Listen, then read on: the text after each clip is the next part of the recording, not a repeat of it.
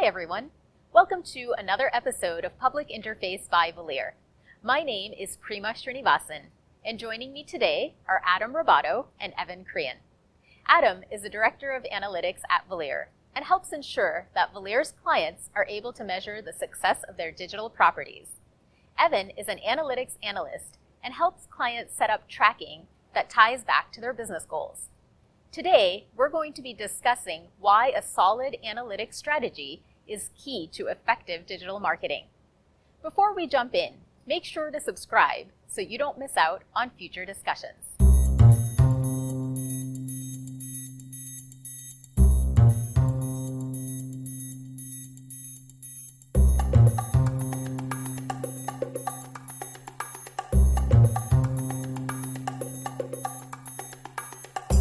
Adam, Evan, thank you both for joining me today. Thanks for having us. So to start off, can you tell us why clients should care about analytics? The value of a robust analytics program is that you can make better decisions. It's as simple as that. You can still make decisions without analytics or data, but imagine how much better the outcome of those decisions will be if it's rooted in reality, rooted in data. And it hasn't been too much of a challenge, recently at least, to convince clients of the value of analytics in the abstract. I think it just gets more challenging when, say, there's a major project on the horizon, there's a lot of moving parts, design, development, content migration. Where does analytics fit into that? And what's the value while we're discussing all these other aspects of the website that are a bit more visible or visceral, maybe? So what would you say are some of the reasons that clients should consider analytics before starting a redesign? So we try to remind clients, what are the reports that you're going to really care about a year after the launch? What are you going to want to look back on and see and compare? Because we need to be thinking about that right now. What's your process for implementing analytics on a client's website? Well, the first thing we start with is what we call a measurement plan. And what we'll do is we'll have a workshop with our client and we'll find out their business goals. We'll translate those into digital goals. And based on those digital goals, we'll come up with key performance indicators and really measure success both on the website and as a whole. So the next key deliverable that we would produce is called a learning agenda.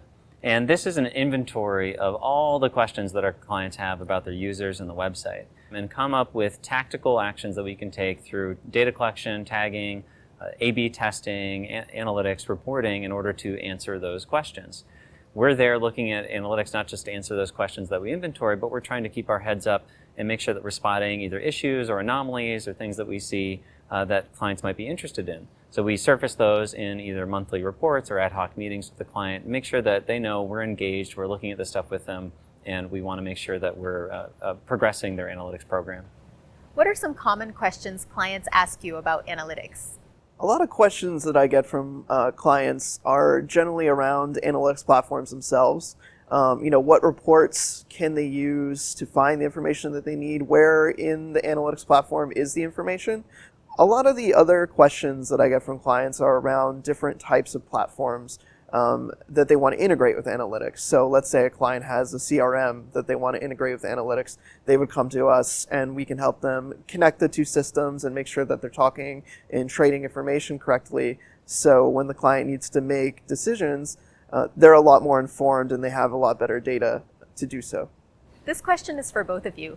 What would you say is the most exciting thing in analytics right now? Yeah, for me personally, it's the privacy space and the changes to recent privacy law, but also how vendors are responding to those laws and to consumer demands around privacy.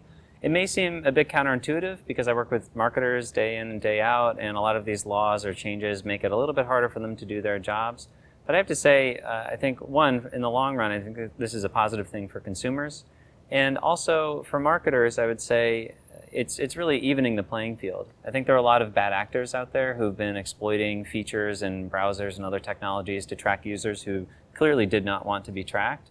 And by the vendor stepping up and providing more privacy controls, they're removing the effects of those bad actors and making an even competitive playing field for all marketers. I'm personally most interested in artificial intelligence and how that's impacting analytics and will in the future. A lot of people who use Google Analytics will notice there's a feature now where you can type plain spoken questions in and ask Google Analytics questions to surface information. And that's just a small example, but I'm really interested to see how artificial intelligence can be used to learn from data and to provide information to our clients. That's really insightful. Thank you so much for taking time to speak with me today. Thanks for having us. Thanks, yeah. That wraps up another episode of Public Interface. Thank you for watching. Join us next time as we continue to explore other exciting topics from our work here at Valeer. In the meantime, follow us on Twitter, subscribe to our YouTube channel, and visit us online at valeer.com. See you next time.